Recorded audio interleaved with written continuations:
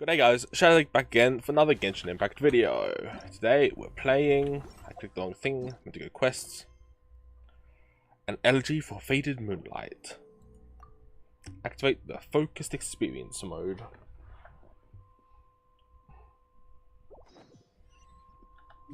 Alright. Let's head back to base. Which we're gonna go like here for. Closest teleport point is domain. Yeah.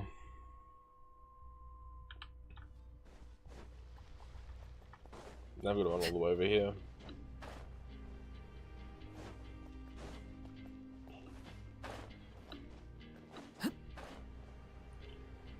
Almost there. Let's see what happens this time, because last escalated a lot very fast. Oh. Do you think the others are making good progress? Hope it's all going smoothly.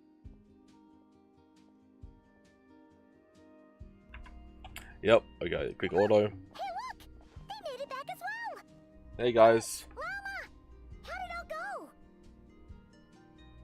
go? All is well, thank you. Nefer and Yehoda had to stay at the curatorium to wrap things up, so they won't be joining us for now. Yeah. I ran into Miss Nefa and Miss Aino on the way back. Their work is still in progress, so I suspect they won't be back for a while either. You seem rather cheerful today, Mr. Flintz. I certainly am. I achieved what I set out to do and came away with more than I bargained for. More than you bargained for? Fighting alone can get quite tedious, but I had the good fortune to run into a Wait, pair of brave is that young June warriors. and We Albedo? meet again. It is. How have you been? Albedo and June. What are you doing here? It's been too long, I'm guessing you're here to see Varka. That would be a natural assumption to make. It's also the correct one. These two courageously lent me a hand while I was fighting the wild hunt. When they told me they were Sir Varka's colleagues, it all made sense. And given how people of outstanding talent tend to cross paths, it's no wonder you're already acquainted. We met him like right at the start. Oh? Who's your travel buddy, Albedo? Why don't you come and introduce yourself? It's June. It's June. A gentleman of few words, I see. And a rather stern countenance. I presumed you were acquainted with him. Is that not the case? Wait, those ones you must be. It's nice to meet you again. We've technically met before. Wait a sec! You're Minnie Durin! That's right. It's me. I'm glad to see you again. By the way, he says it's okay if you drop the mini. Yeah, I'm not as mini as I used to be. Interesting, isn't it? The first step towards blending into human society appears to be reflecting on whether one's name really reflects who they are. Wow! You look so different! In a good way, of course. It's great to see you looking so healthy. Thank you, Paimon. And although you're as mini as ever, I understand that diminutives don't always convey endearment. I'll be sure to simply call you Paimon as a sign of my great respect for you. Wow! You're such a smooth talker now. Paimon could get used to this. From now on, you may refer to her as your esteemed guide, Paimon. I actually think a diminutive is wanted here. Little Paimon is pretty tiny after all. Personally, I think our little Paimon is the perfect size. When people call her Little Paimon, it's just because she's so adorable that they can't help themselves. If that's not a sign of endearment, what is? You're absolutely right, Miss Llama. My brother still has a long road ahead of him when it comes to understanding human relationships. Anyway, speaking of long journeys, didn't Columbina, leave with you? How come she isn't back yet? She's been catching up with old friends. Wouldn't be surprised if she stopped for a cup of tea or 10 on the way back. Yeah. Uh-oh. People are talking about me. Hope it's nothing negative. Seems like she's in much better spirits after me, her old colleagues. Judging from your expressions, I'm guessing it all went well? It's getting crowded here. I'll go grab some chairs. No need. This is a job for an alchemist. I'll whip some up momentarily. He's gonna create shit out of Thank you for nothing. your hospitality, ladies and gentlemen, but I was merely escorting my friends back. I'll be meeting Sandrone shortly, as we still have some things to discuss. It's been a pleasure, everyone. It's been a pleasure, This is Alakino. where I'll say goodbye. We really appreciate your help. Thanks for saying bye, us. Oh, come on. Spare the formalities. I'm just glad I could help out some true friends. I understand. Well, bye for now, Harlequino.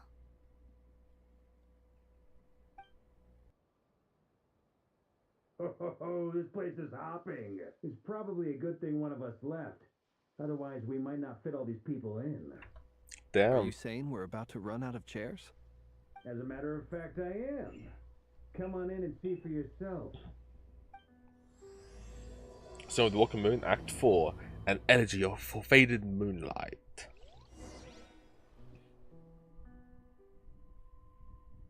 Yeah, so, how many chairs is in there? I don't remember any chairs. Oh, Dane is in there. I overheard your little chit-chat outside, by the way. With Miss Columbina's colleague gone, we should be back to the original crew plus the other colleagues I brought in. Though, it looks like we have another new face. Someone else managed to rope in a colleague too? Sorry, he's pretty hip us. Frankly, you and Paimon are the only people I know here. This here is Deanslip, colleague of Tibet's greatest guide, Paimon, and greatest adventurer, the Traveler. Well, not exactly colleagues, more sort of friends. When someone else jumps in to do the announcing, you know you're speaking to someone important. Let's hear what he has to say. Yeah. Note to self. Once Paimon knows your name, the rest of the world will soon follow. When he comes looking for us, it's usually something important. Paimon's guessing you've heard about the Wild Hunt, then. From the looks of it, you're about to hold a meeting. If I Yeah. were to say that the Wild Hunt is our mutual enemy, would that earn me a seat at the table? As the saying goes, the enemy of my enemy is my friend. Mr. Dainsleif, there's a seat with your name on it. Though, I can't promise the same for everyone else. Hey, Albedo, think you can rustle up a couple more chairs? After all this time apart, Yep. Grandmaster Varka's first order is to rustle up a couple more chairs. I've missed this. Is he being sarcastic? Hey, he's your brother. Why are you asking us? I've still got a lot to learn about the nuances of human conversation. Trying to decipher Albedo's way of speaking has been like jumping in at the deep end. Yeah. Oh, good point. Paimon gets you now. Don't sweat it. There are people who go their whole lives without getting the hang of it. You're ahead of the game already. Look, you find an expert in the art of encouragement. Oh, tears in the I wonder eyes. what's taking Nefer so long. Perhaps you should go and check in with her. If anyone can hurry her along, it's you. I just got back from the curatorium. Besides, aren't you curious to see what's taking her so long? Miss Nefer doesn't strike me as the type to share secrets. And since gathering intel is her specialty, I'm guessing she'd prefer to keep her methods confidential. Under such circumstances, would it not be tactless for me to impose? Oh, but it's fine for me to impose. What can I say? You have Damn. an unrivaled ability to garner people's affection, Miss Moonchanter. Besides, you have far more in common with her than I do. All right then. Impressive. And off she Barely goes. fought back at all. I admire your powers of persuasion, my friend. As I'm sure Miss Lauma will realize soon enough, the trick in life is to always pitch in with other people's responsibilities so that you can be selective with your own. Another trick is to simply hide in the background. Spoken like a true sage. Anyway, Looks like we've got some time to kill before the meeting. Let's take a little breather, folks. And feel free to chat amongst yourselves. We'll get down to business once the other two arrive.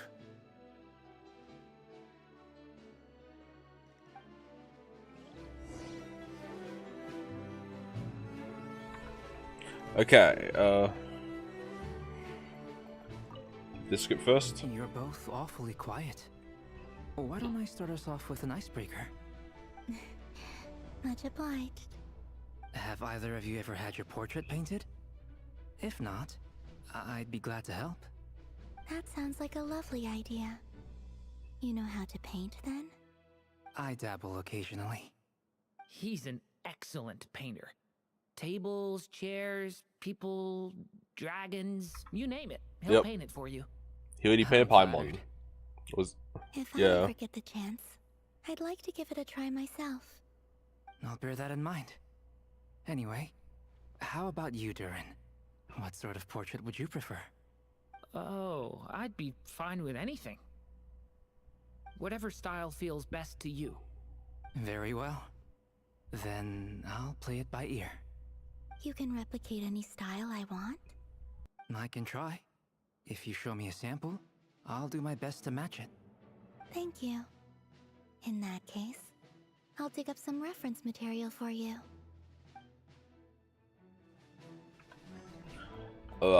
Next, Dane. Is there something you'd like to say to me? Yeah! For starters, why'd you just show up here without even giving us a heads up? If you think back to our previous interactions, you may recall that that's hardly out of character for me. You do have a point there. Sort out your accommodation yet? Yeah! You'll need to find somewhere to stay the night too, right? Want to tag along with us? You never know. We might get a group discount. Sure. Let's do that. Great! Paimon will handle it! Yep. And in return, we can get Dainslift to be our very own personal bodyguard. Paimon, you're thinking out loud again. If that's what you had in mind, you should have said so sooner. I'd be happy to help. Oh, okay then. Paimon was only kidding, but good to know. Anyway, since we're all here together, we might as well watch each other's backs. That's just what friends do, right? Indeed. Thank you. Alright, and I'm pretty sure this is the last group. Flint and Varka. I can't remember the last time I was in a meeting with so many people. You're not alone there, my friend. The Lightkeepers also struggle to bring everyone together for a serious discussion. I don't doubt that. I've only ever met two Ratniki, one being you, and the other being that young guy, Eatlua. Eatlua is a good apple. I'll give him that. He's kind, honest, and regularly delivers supplies to my lighthouse. A true Ratnik to the core. In that sense, he puts me to shame. So you're what? A fake Ratnik? That's what it sounds like you're saying. But I get the feeling that's not quite what you meant.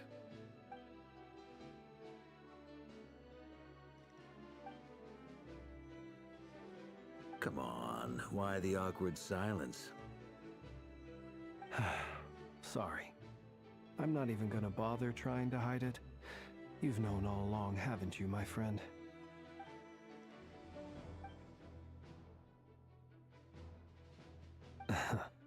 Now that was an awkward silence. Let's just keep this between ourselves. Probably best if Eatlua doesn't know, huh? That goes without saying. Gotta be careful what you share with youngsters, after all. Anyone else in the know? Let me guess. The Traveler and Paimon? It's dangerous being too sharp for one's own good, you know. Then, in the name of the Animo Archon Barbados himself, I swear your secret's safe with me.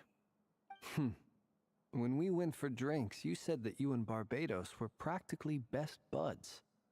In the light of that claim, do you really expect me to take your oath seriously? Of course. Just as long as you don't go spreading around the fact that I'm close with Barbados, all right?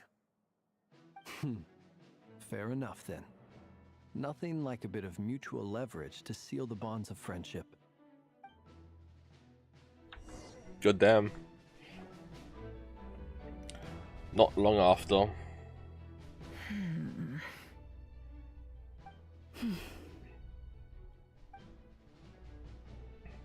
Nefer and Lauma are back. Ah, Miss Nefer. You made it after all. But what about Yehoda? I'm here to give you an update on how things are going on our end. Once this is over, I'll be heading straight back to continue my work. I left Yehoda back at the curatorium to watch over things while I'm gone. Huh. So much for just this once.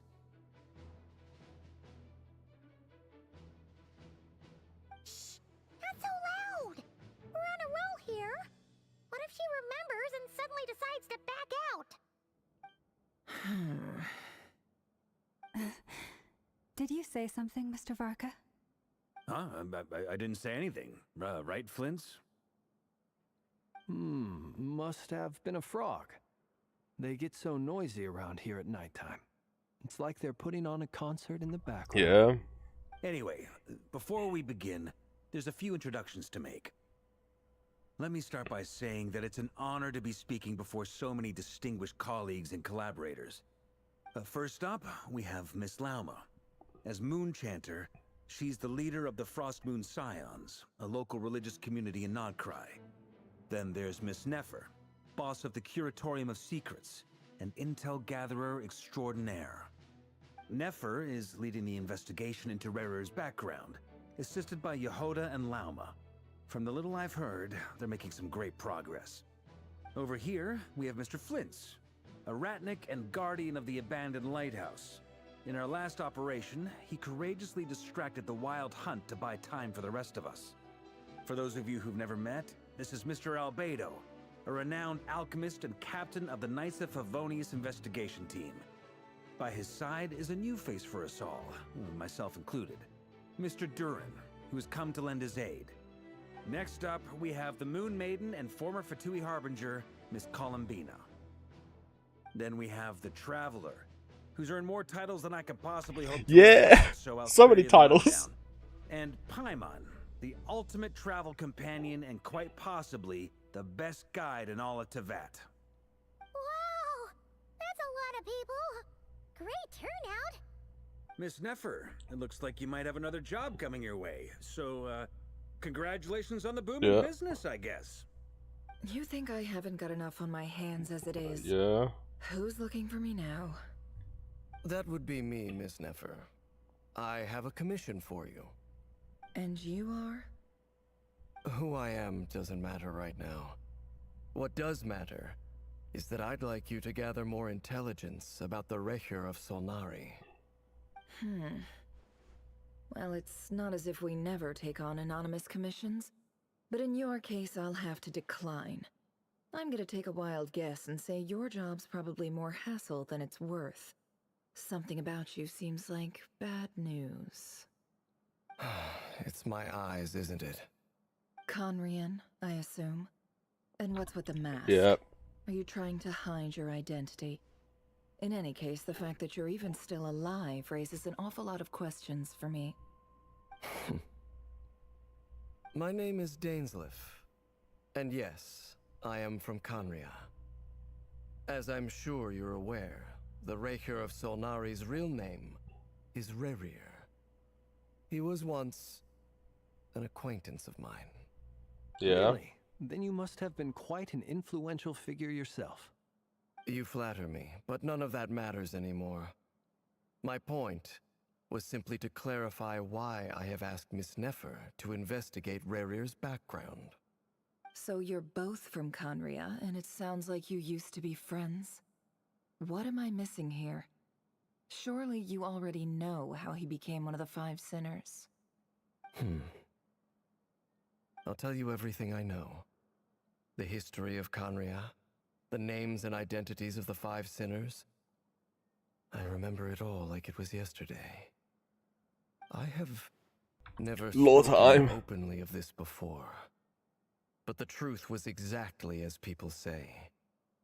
The 5 sinners were each driven by their own desires, and it was by playing upon these that the Abyss tempted them to their fall, tearing Conria apart in the process.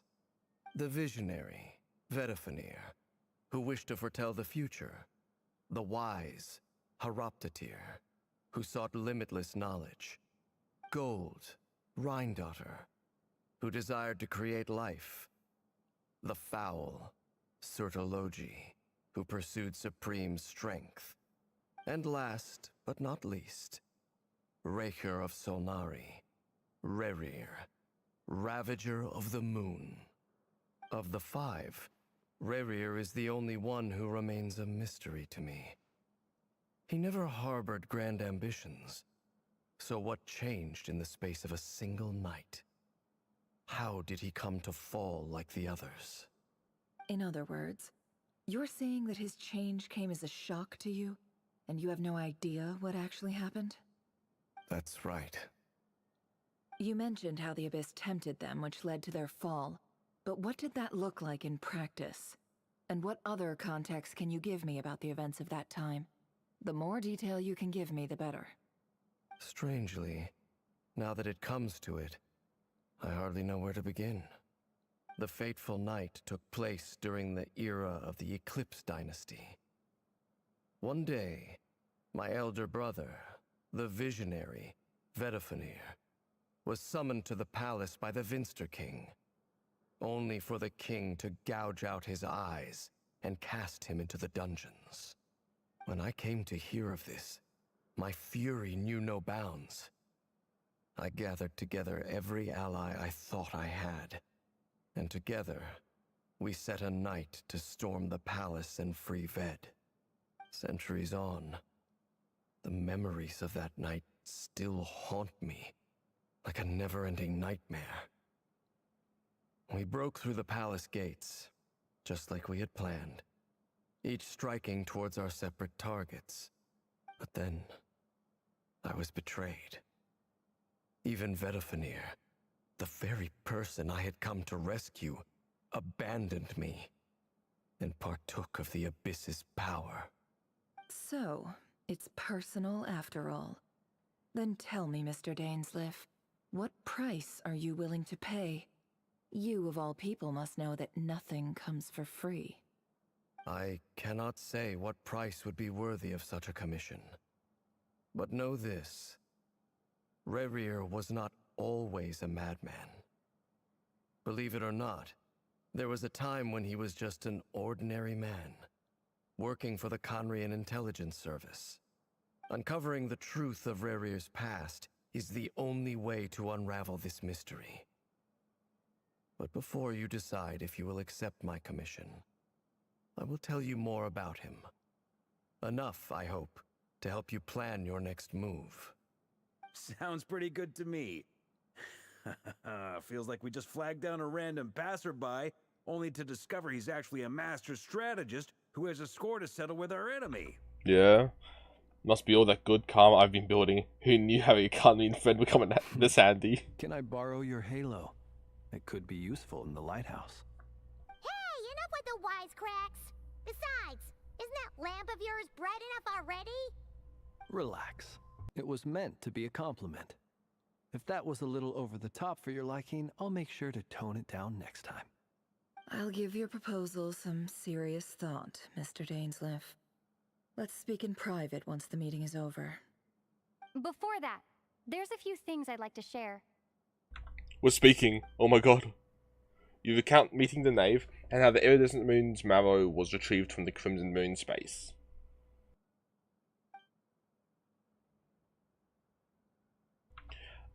You make it clear that the knave chose to help you of her own accord, then conclude by reporting now how the hearts of the three moons are finally in your hands. Now that we've united the hearts of the three moons, your power should be greatly enhanced. But it seems like that hasn't happened yet.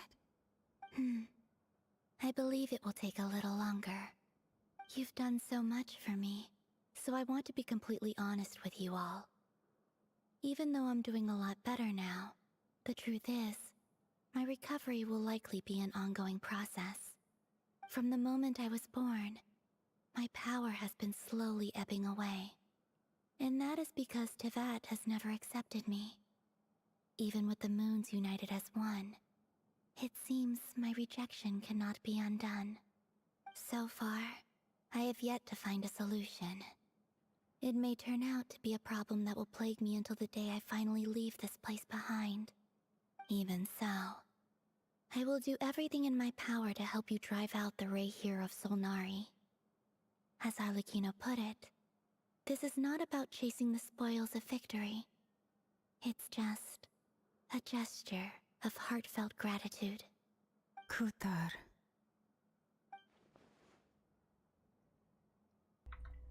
She seems a lot more energetic and positive than she did when we first met. Defeating the Ray here of Solnari will be no easy task. While my strength slowly recovers, we'll also need to gather more intel. Naturally. We should take all the help we can get if we hope to defeat him. We've considered several viable plans now, but our choice hinges on the answers to a few key questions. Is it even possible to kill Rerir? What experiences shaped the person or monster he became? And what's he really after? Given Albedo's expertise in alchemy, I think we should leave him to try and answer the first of these questions. Understood. As for the other two, I'm afraid we'll have to count on you again, Miss Nefer. Believe me when I say it's not my wish to burden you. But right now, relying on your skills is our only option. So you're placing all your hopes on me, huh?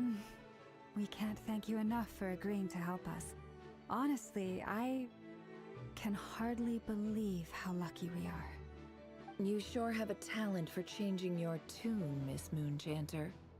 Timid like Yehoda one moment, then flinches insincere flattery the next. Ladies, please. I must object to your portrayal of me. That's all. Feel free to keep bickering. Just pretend I'm not here. I almost don't want to leave this room. I'm curious to see how this plays out. I have faith in you, Miss Nefer. Something tells me you'll stand by us until the very end. Oh? And what makes you so sure of that? What if I suddenly decide that my compensation is insufficient? This isn't about the money. I can sense that you've got a deep-seated distaste for Rerir. And knowing you, that alone is motive enough. Look at them getting along so well. Like two peas in a pod. And I'm the one they accuse of insincere flattery. There is no justice. Miss Lauma, you have to understand something. Unlike you, I don't actually enjoy having everyone's hopes on my shoulders. Is that right? Well, maybe the fact that I'm willing to put my hopes in other people says more about me than you. But the fact is, I also trust you. And that's because I know that you're someone we can count on. Anyway, we've got our plan, so let's get moving. Mr. Dainsleif, let's talk. And Traveler, once we're finished, if you've nothing else planned, I'd like you to come with me.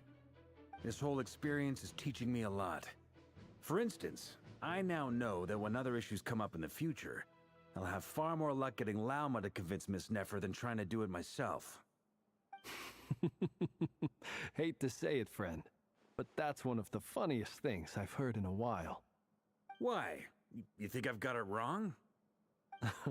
Quite the opposite. But what makes it so hilarious is how long it's taken you to realize.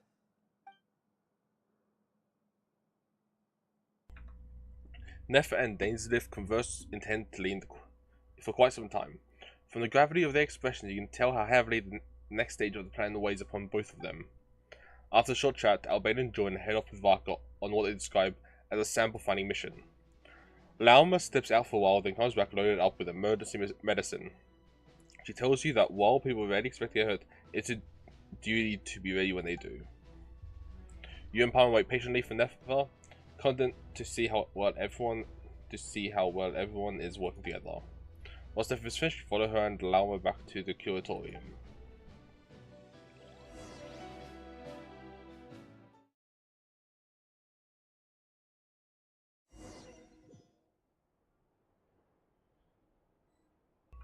Well, I'm here.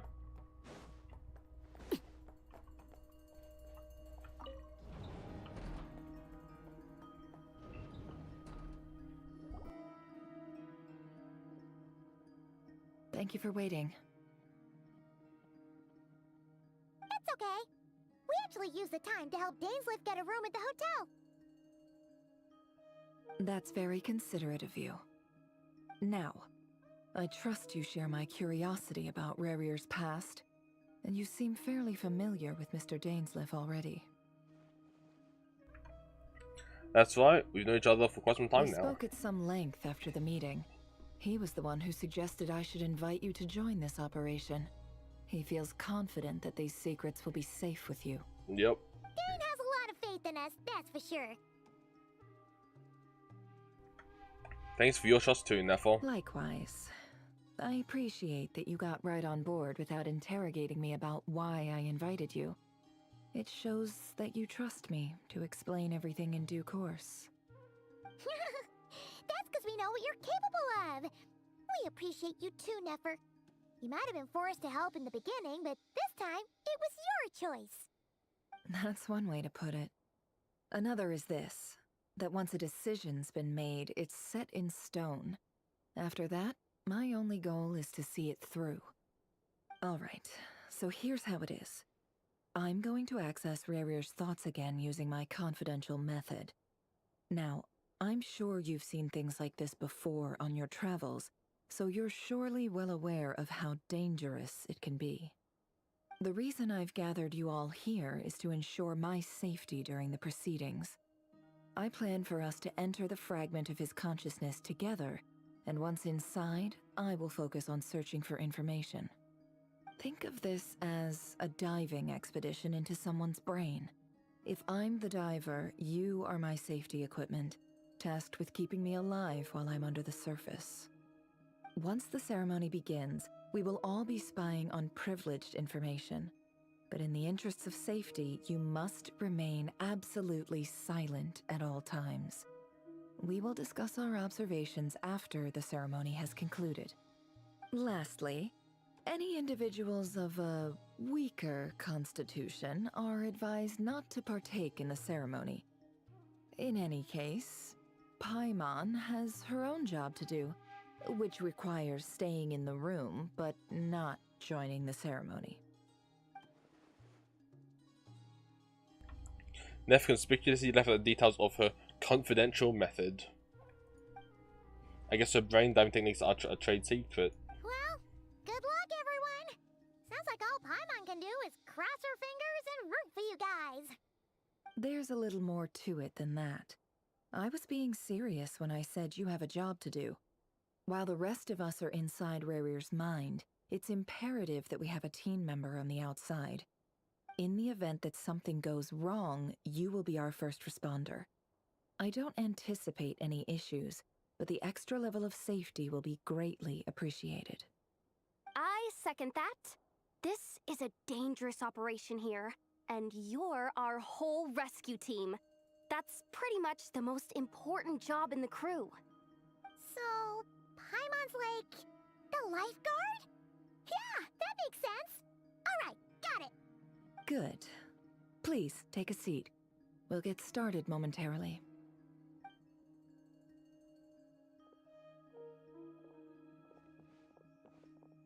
So, did Mr. Dainsleif tell you anything else? He told me that he believes Rarier kept some big secrets in his life. He's not sure that they were the cause of his eventual downfall, but he's asked me to uncover what those secrets were all the same. But surely you're not planning to go through with this, no matter the cost. If you think that, you'd be overestimating me. I'm a businesswoman, not a mercenary. But I do have my own professional reasons for taking this job. You think I'd turn down the opportunity to get a first-hand glimpse into Conrian history? No chance. Well, as long as you don't let morbid curiosity get in the way of safety concerns, we're good. We'll do whatever we can to help you. You're such a killjoy.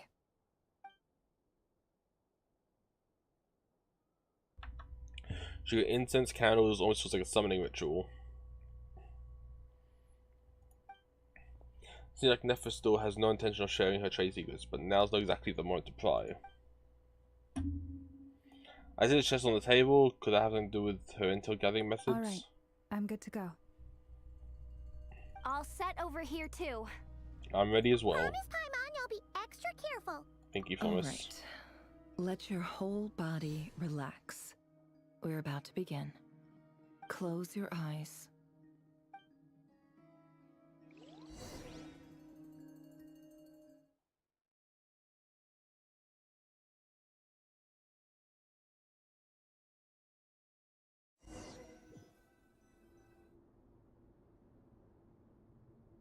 Phew. Could this be his office? Pretty standard setup. Bookshelves, paperwork, files. According to Dainsliff, Rarier used to be an intelligence operative. Chances are there's plenty of top-secret intel stashed away in this room. Is this where you keep your secrets, Rarier? Can't say I'm not looking forward to this.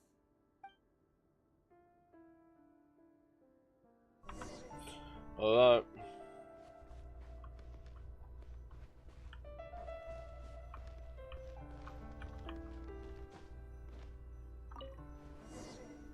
Sit down, there we go.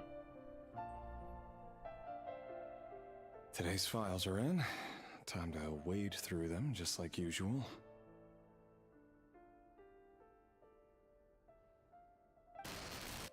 Male, 51. Occupation, cook. Confirmed Crimson Moon descendant. Has maintained frequent contact with other descendants over the past year.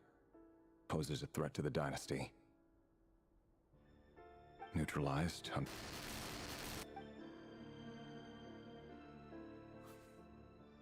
This one should be archived under purged targets.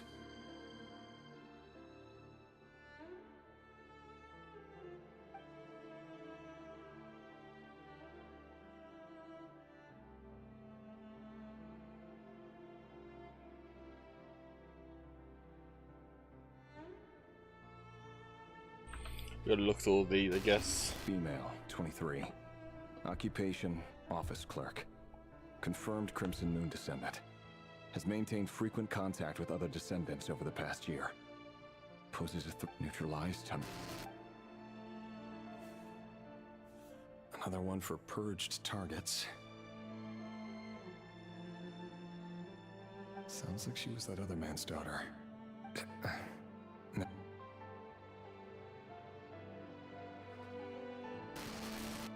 Male, 40. Occupation, teacher. Confirmed Crimson Moon descendant. Has been observed making contact with other descendants during the past year. Poses a threat to the dynasty. Neutralized on...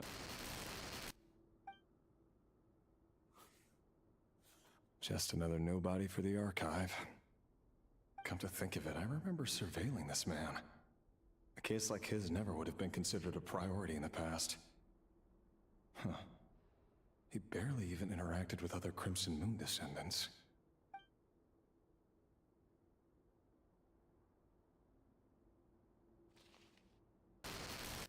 Female, 16. Occupation, none. Orphan and confirmed Crimson Moon descendant. Has been observed making contact with other descendants during the past year. Poses a threat to the dynasty. Neutralized. Filed. I have no recollection of this girl. None whatsoever. She doesn't seem to be anyone important, but then again, how many of them really are?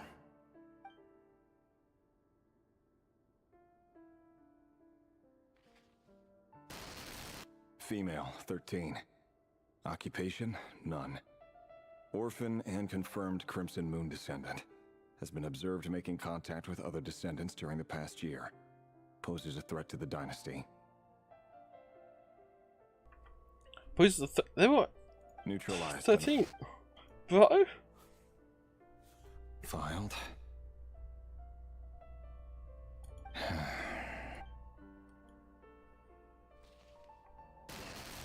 Male, 11. Occupation, none. Bro? Orphan and confirmed Crimson Moon descendant. Has not been observed making any contact with other descendants during the past year. poses a threat to the dynasty. What? Neutralized and... They were only 11.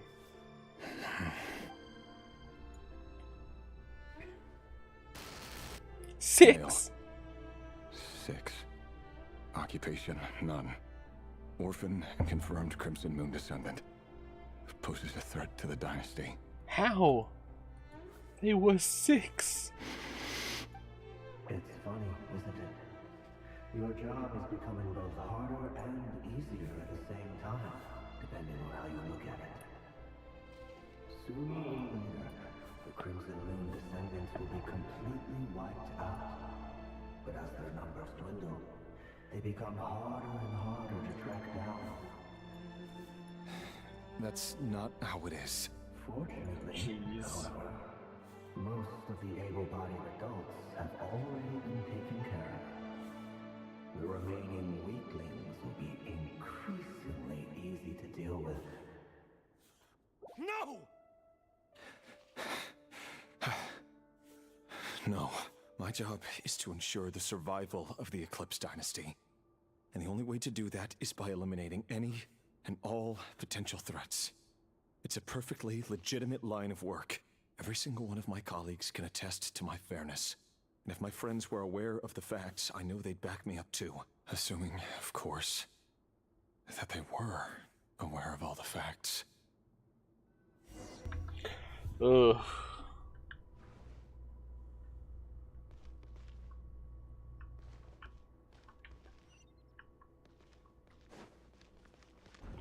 It all adds up.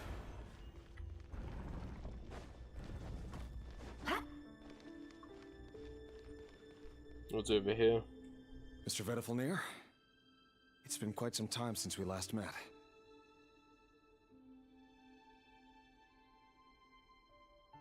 Revier, I trust you're here because you have something important to discuss. Forgive me. I wasn't tuning out, it's just, I noticed you didn't even phrase that as a question. As if you knew I was coming. Tell me, does someone in your position ever feel the need to ask questions at all? It is indeed within my power to foresee certain things. Things like your arrival. I was just thinking, it won't be long before I'll be inviting both you and Dane to my wedding. That isn't a lie, but nor is it a fact as such. It's a wish, isn't it? No fooling a prophet, is there? Ever since that day we met for drinks, I knew it was only a matter of time before you came looking for me. Does it feel good? Knowing how the future will unfold. I'm afraid the notions of good and bad fail to capture the complexity of what such a power entails. Once you've seen what will come to pass, it can be all too easy to succumb to fear and melancholy. Unless, of course, you learn to abandon these feelings.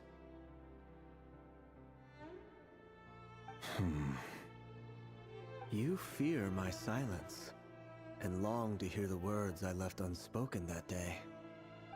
That's right. You must have noticed my reluctance to broach the subject. And the reason is simple. Because the truth could never have lived up to your hopes. For both our sakes, such words are better left unsaid.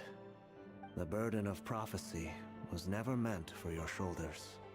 So who exactly do you deem worthy to hear your prophecies? None but our exalted king? Or rather, our king as he once was. You're closer to his majesty than I am. You must know better than anyone how much he's changed.